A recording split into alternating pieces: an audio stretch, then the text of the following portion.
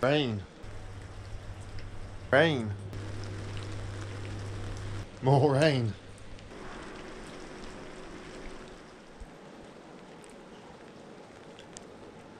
By the time this is all over, we've had nearly 6 days of non-stop torrential rain. And that's not something you want to hear at any time of year, let alone in the build-up to Christmas. It may only be about 3 degrees down here in the bottom of the valley, but freezing level is currently up at around 2,500 metres, and it's raining above 2,000 metres yesterday and today. So, pretty grim. And what a miserable week it's been. The GoPro won't do it justice to just how wet it's been, but it's about 1 PM on Wednesday now, and this is the first time it's properly stopped raining since Sunday night, and it's been pretty torrential. So this was somewhere in Chamonix earlier this morning, someone's garden turning into a waterfall. And this was the main road in La Zouche, which was shut earlier today due to a landslide, so that shows you just how wet it's been. But the good news, you may just be able to see that the snow line is finally starting to come down. The trees are starting to look slightly frosted now, so having been raining well above the top of the tree line the last couple of days, I guesstimate that it's been snowing down to about 1,800 metres recently, and it's set to continue to fall throughout the day. As I talk right now, it's just started raining again down here, but by the end of the day it should be snowing back down in the valley again, so all is not lost. Also, as you can see, we've still actually got pretty much full cover of snow in the valley bottom. I mean, yeah, it's horrible, wet, slushy, dirty stuff, but all the gardens are all covered in snow, all the roofs are still covered in snow. So, as soon as the temperature finally drops, a little bit of dusting and fresh snow on top, and it'll start to look Christmassy again, so don't despair. Only time will tell just how much damage has been done to the slopes, but I have it on reasonably good authority that the piste up at Bochard at Grand Montaire yesterday was basically a river, and that's mid-mountain height, so not good news. We definitely lost more snow at around mid-mountain level than we have down at the bottom of the valley actually.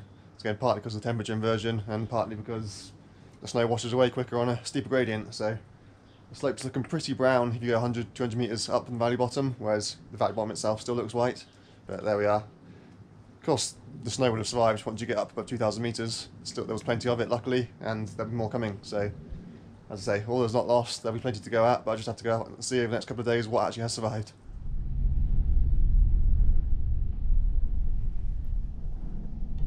Finally, after 40 days and 40 nights of rain, or at least that's what it feels like, a sense of normality is restored. So maybe 10, 11 o'clock last night, the snow line finally got back down to the valley again. It's been a few hours of heavy snow through the night last night. This is between Wednesday and Thursday.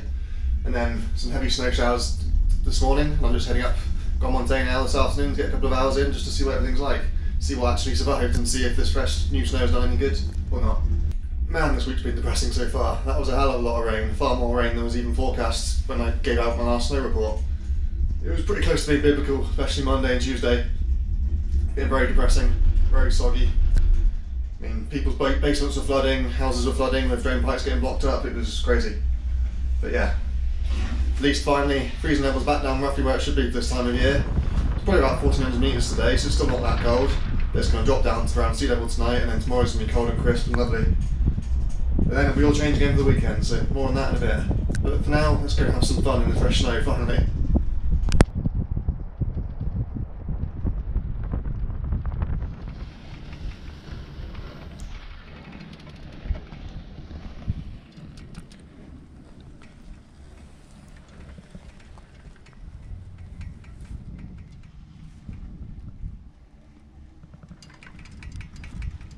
So the good news is we've probably gained more snow than we've lost above 1,800 metres. In spite of all the rain, it was raining up to 2,500 metres for a while. But most of the skiing in Chamonix, with the exception of La Zouche, is above 1,800 metres anyway, so all is not lost, never fear.